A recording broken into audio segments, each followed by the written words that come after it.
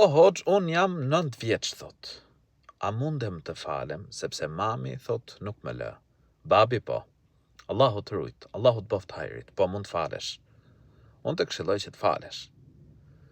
Edhe pse ti nuk e ke detyrë e ke kur të arrish moshën e pubertetit. Por para kësaj moshe, pra nëse falesh, shpërblehesh inshallah. Dhe thuaj, pra mamas tënde që namazi është lidhje me Zotin.